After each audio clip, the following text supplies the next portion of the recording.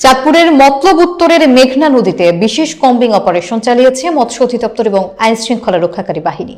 সোমবার 13 জানুয়ারি বিকেলে উপজেলার বোরচর এবং চর উমেদ এলাকায় এই অভিযান পরিচালনা করা হয়। অভিযানে জব্দ করা হয় 20,000 মিটার নিষিদ্ধ কারেন্ট জাল, 4টি মশারি জাল এবং 4টি বেহুন্দি জাল। পরে জব্দকৃত জাল আগুন দিয়ে পুড়িয়ে ধ্বংস করা হয়। বিস্তারিত দেখুন মনিরুল ইসলাম মনিরের প্রতিবেদনে। অভিযানের নেতৃত্ব দেন সিনিয়র উপজেলা মৎস্য অফিসার বিজয় কুমার দাস।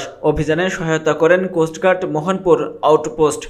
উপজেলা মৎস্য অফিসার বিজয় কুমার দাস বলেন, প্রশাসন এবং আইনশৃঙ্খলা রক্ষাকারী বাহিনীর সমন্বয়ে মেঘনা নদীতে বিশেষ কম্বিং অপারেশন পরিচালনা করা হয়েছে। এতে বিভিন্ন ধরনের নিষিদ্ধ জাল জব্দ করে তা ধ্বংস করা হয়েছে। এই ধরনের অভিযান অব্যাহত থাকবে। নিষিদ্ধ জাল ব্যবহার বন্ধে প্রশাসনের এই কার্যক্রমে স্থানীয় জনগণকেও সচেতন থাকার আহ্বান জানানো হয়েছে।